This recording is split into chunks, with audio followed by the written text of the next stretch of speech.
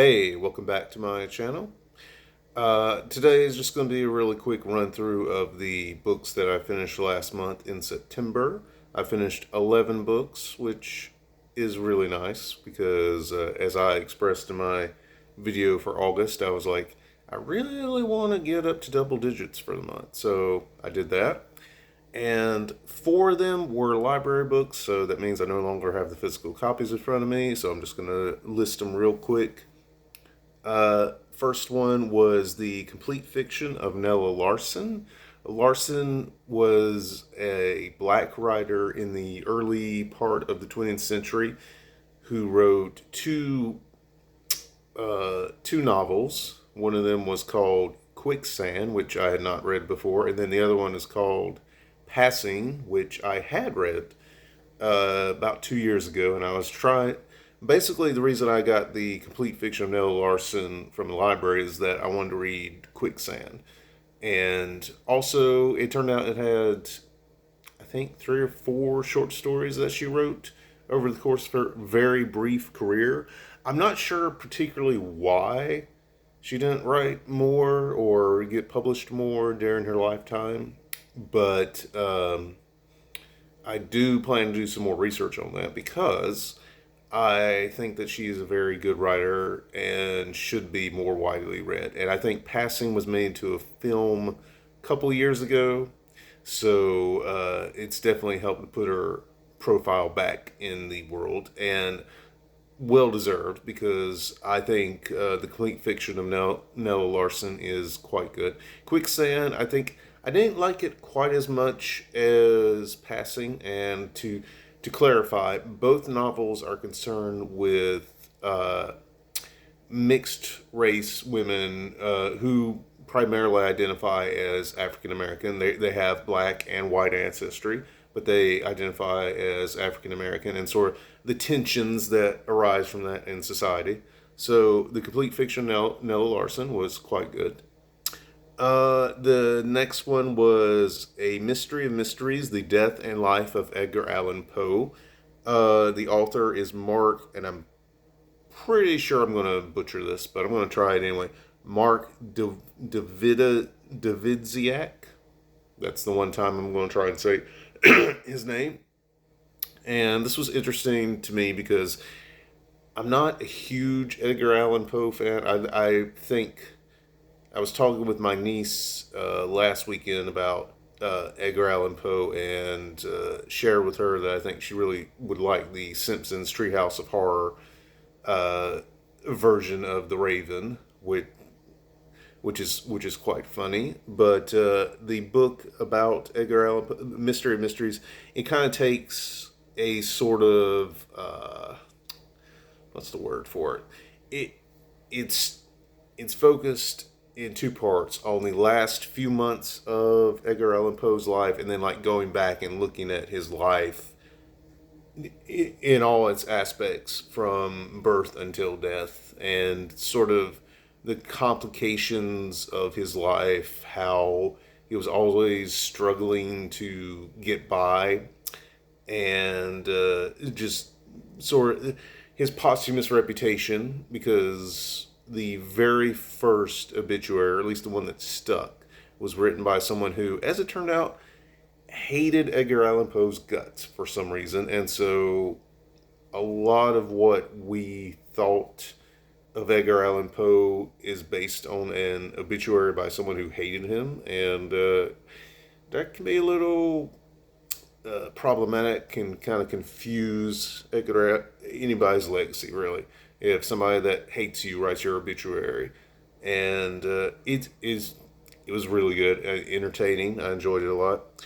Probably the best book that I read last month was a book that I've talked about in a previous video, and it's called Lou Reed, The King of New York by Will Hermes. And I pretty much shared my thoughts about that book in that video. So if you have been watching my channel, or if you're new to my channel, do find the Lou Reed video from a couple of weeks back. And then also another book that I talked about in a previous video, The Essential Gwendolyn Brooks. And again, I talked about that one very extensively, I think, or not extensively, but to a good chunk of time on that one in one of my previous videos. So those are the ones that I read last month that I don't have anymore. Now, for the stuff that I still have, this is yet another Eve Babbitt's book. In this case, it is called "I Used to Be Charming," and it is a very good. I know I keep saying very good. Uh, it is an exquisite collection of her articles and essays written over the course of her career from roughly the 1970s up until her truly horrific accident where she was burned, third degree burns over a significant chunk of her body in, I want to say, 1997, 1998, somewhere in there. And so that's what the collection's build up to, the essay where she talks about this injury, this incident where she was trying to light I believe a cigar in while driving, and the match or whatever like landed on her skirt and caught fire and burned her over a significant chunk of her body, and she almost died from that. So, but all that being said, a lot of the essays in here are much more about life in Southern California and during the 70s, 80s, and 90s, and sort of her life as basically a public figure. Like, she was in the public eye as, this person who was a muse to artists and things like that. And she was also an artist herself. She did album covers for, I think, the Byrds and Buffalo Springfield and other artists like that. But she really found herself as a writer. And I've stated previously that Eve's Hollywood, which is a much more cohesive, like purposefully one collection. Like, it's not really a collection of essays. Well, they're essays, but they're all linked together as sort of an autobiographical story of her life. That is a much better book than I Used to Be Charming, but I Used to Be Charming is a very good essay collection, a very good uh, look into her writing style. And I would say probably if you want to get into Eve Babbitt's work, and I say this as someone who's only read two books, but I would say probably start with I Used to Be Charming and then try Eve's Hollywood, because this one kind of suffers by comparison to Eve's Hollywood, but it's still worth reading. So there's that one.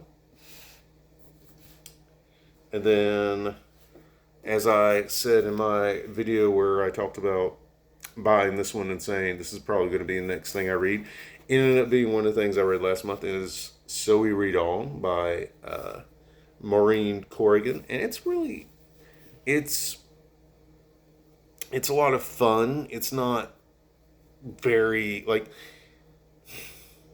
it's serious, but it's not like seriously serious. It's concerned with how Fitzgerald wrote The Great Gatsby and sort of everything that was going on in his life around then, and then later on in his life when he really struggled because The Great Gatsby was not a success when it was published in 1925. It was actually his first real failure as an author, because the previous two books he wrote, um, This Side of Paradise and The Beautiful and Damned, had been like the books that put him on the map. And he also like did a lot of short stories for pay, and some of those are really good. I have it's a Penguin edition of like the first two volumes of short stories that he wrote in his career, and some of it's really good, some of it's like not so great. But The Great Gatsby was like the thing that he thought would put him in the upper tier of American authors. And As it turned out, it did, but not while poor Scott Fitzgerald was still alive. So, but yes, I really enjoyed this one. Um, and if you are a fan of F. Scott Fitzgerald, or you really enjoyed The Great Gatsby, it's your favorite book, or it's one of your favorite books, you should probably give this a try. Next, I have a couple of very challenging, metaphysical kind of novels, I will say. I generally enjoy weirder fiction like Donald Bartlemy or Kurt Vonnegut, but I I was kind of not sure that I felt a connection to Umberto Eco's The Name of the Rose. Now, I liked it for the detective sort of detective novel that, or the mystery novel that it is, because it's set in the 1300s. Uh, these two emissaries from the Pope are traveling around Italy trying to set up a meeting between rival factions in the Catholic Church. This is well before Martin Luther and Protestantism was a thing, but there are rival factions in the Catholic Church, and they come across this one abbey in I want to say northern Italy. It's never really stated where in Italy it is. It's, of course, it's a fictional setting, but you know, I'm one of those people when they say like, "Oh, it's set in this land." I'm like, "Well, where? Tell me exactly where." And it's taken me a long time as a reader to get over that, because obviously a lot of fiction authors set their stories in fictional places and they make things up as they go. And that is the case with Echo and The Name of the Rose. But there's a lot here that's kind of way above my comprehension level, I think, in terms of religion, in terms of figuring things out, puzzles and stuff like that. I mean, I enjoyed it. I would probably enjoy it more on a reread, but for a first time read, it was very bewildering at times.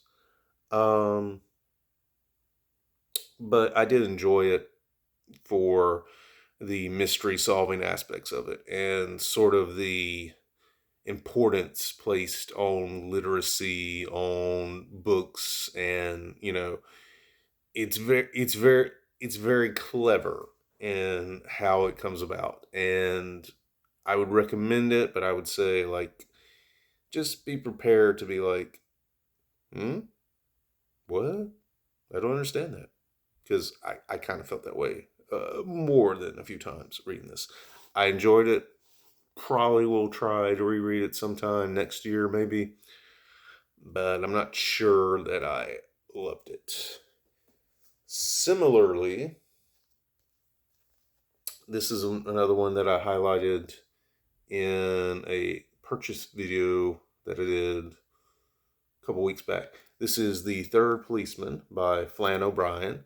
This is actually like, it's an odd story. It's an odd novel of a man in Ireland who helps participate in a murder robbery situation, and he and his partner in crime are kind of like at loggerheads as far as like, we need to go get the fortune that we killed this old guy for, but we have to wait until suspicion has died down. And when he finally does get the all clear from his partner in crime to go into the house to steal the money, things happen.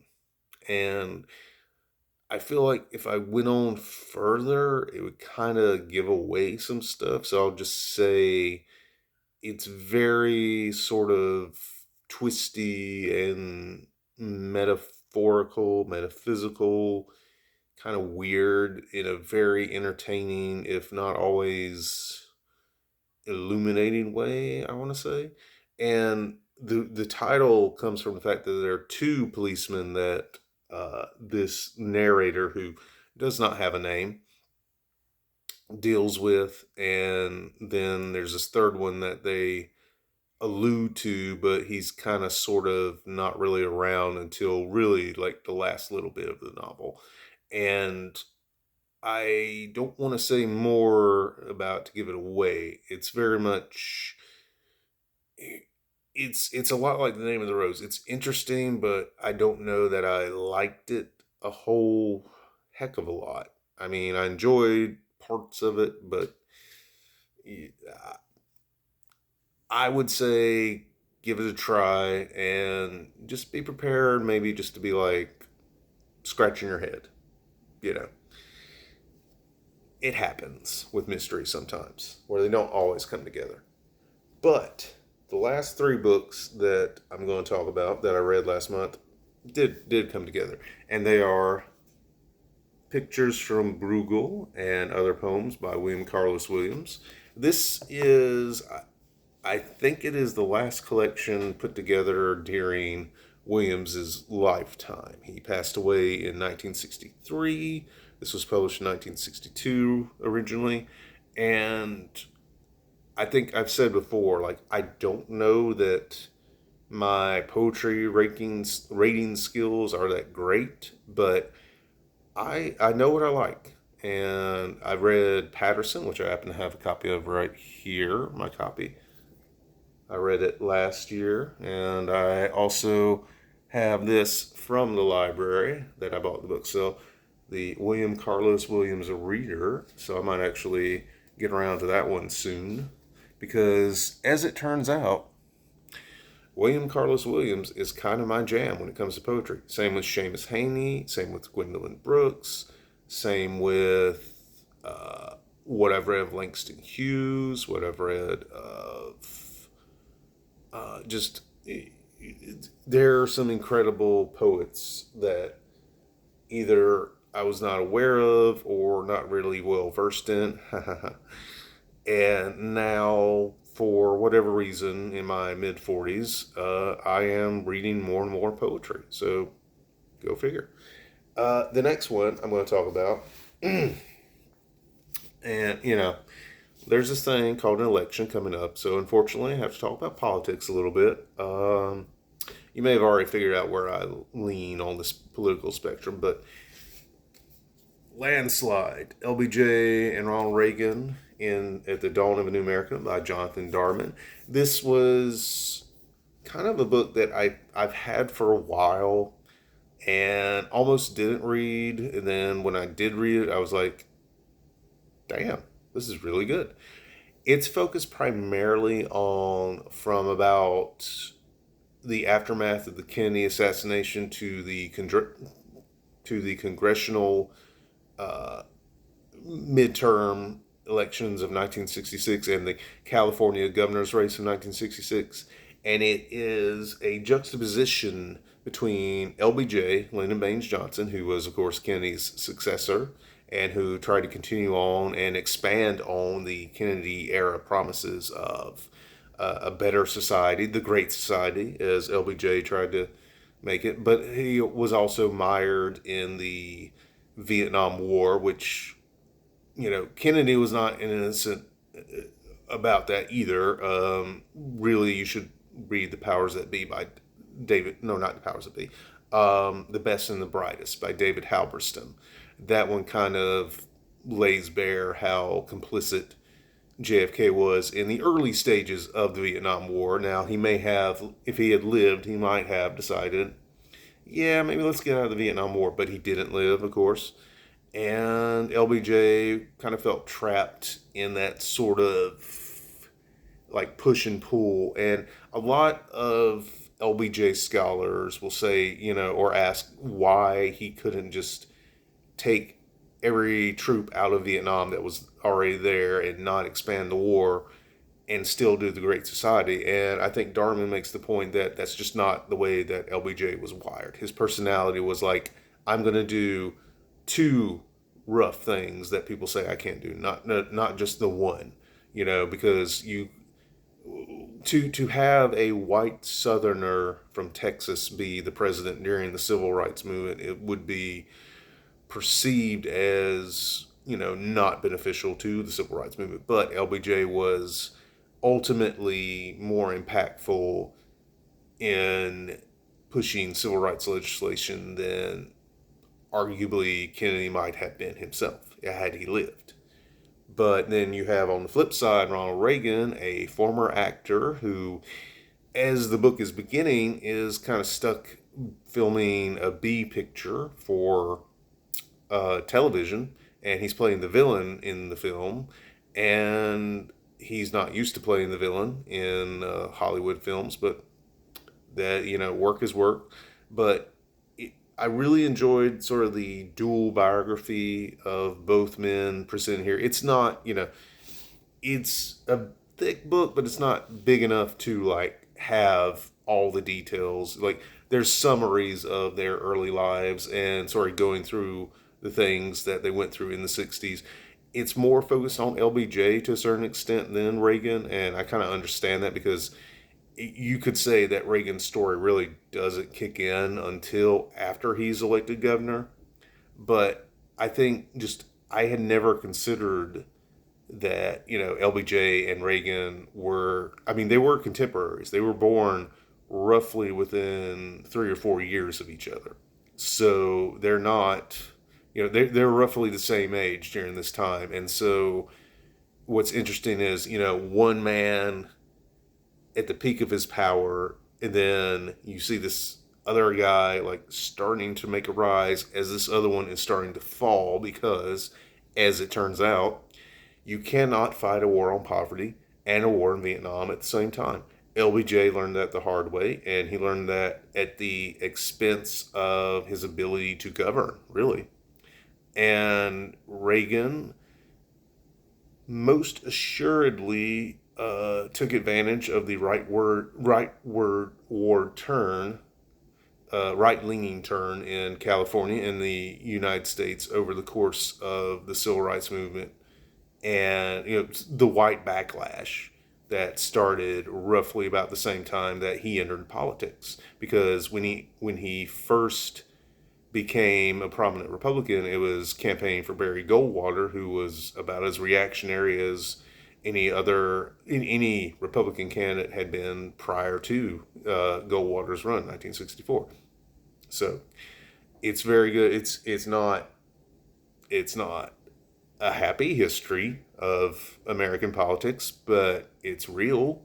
It's a realistic look at the way that things turned out for both LBJ and in descending, and then Reagan in ascending, and how we're really still dealing with the repercussions of what both men tried to do, what one failed to do, and what one succeeded in doing. And yeah. So if you haven't figured out where I lay on the political spectrum yet, maybe you already did. And then finally, this book surprised the heck out of me because when I started it, a lot of it was people saying, well, things were better back in the old days, back when I was doing this, and da da da da. And generally speaking, when people say things were better in the past, whatever they're talking about, they weren't. Or they were for a particular group of people. In this case, the final book that I finished in September, and probably, if not for the Lou Reed book, the best book I read all month, is The Glory of Their Times by Lawrence S. Ritter. And like I said, a lot of these are old-timey baseball players. This was written in the mid-'60s, right after Ty Cobb passed away. And so Ritter went around the country talking to baseball players who were still alive at the time, who had played in the early 1900s. And of course, pretty much all of them played long before Jackie Robinson integrated the game in 1947. So you can see, you could infer to a certain degree that maybe the whole things were better back in my day is a more racist statement than maybe even the interviewees intended. But to be fair, they don't. it's one of those things. It kind of fades from your consciousness as you keep reading the book, because a lot of the stories these guys tell are very interesting, and they're simply nostalgic for back when they played. And of course, with nostalgia, you kind of remember things a little better than as being a little better than they really were. And I think it's fair to say that most of the men in this book, while they're not like openly saying, things were better back in my day, and being like willfully ignorant of how things were for other people, other kinds of people in the America of the 1900s, 1910s, 1920s, that their perspective is needed to fully understand what they went through as baseball players in those early days, and the struggles that they went through. Because even even though baseball is no longer really the national pastime, football supplanted it in the minds of a lot of people. It it it was for a long time the premier sport, and but it wasn't always that way. In the early 1900s, ball players were considered just the worst of society, and they didn't get to stay in the nicest hotels. They had to, they were not viewed with the sort of reverence or awe that a lot of base sports figures today are viewed with. It really took Babe Ruth to sort of make baseball players into the heroes that they became. And if you know anything about the actual Babe Ruth as opposed to the hero status Babe Ruth, then you know that yeah, there was some myth making involved in that, and there's a lot of myth making in this book, but it's still pretty good. And there's some more updated interviews. There's one of the last ones is with Hank Greenberg, who was the first prominent Jewish ball player to play in the major leagues. And most of the players say, yeah, things were better back in our day, but a lot of them actually say that things are better for ball players circa 1961, 62, whenever the interviews are being conducted. It's the right of old people, I guess, to be kind of like crotchety about the days that they were younger and stuff. And as someone who is looking at 45, turning 45 next week, I'm not sure that I disagree that things were better back in my day.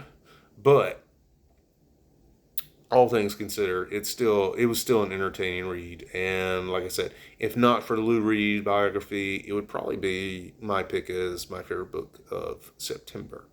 So that was the books I read September. I will do another video sometime soon. I don't know. Maybe on Wednesday on my birthday. Because as it turns out, I share my birthday with a certain famous former Beatle who unfortunately is no longer with us. But maybe I'll post about that. I don't know. But anyway, keep reading.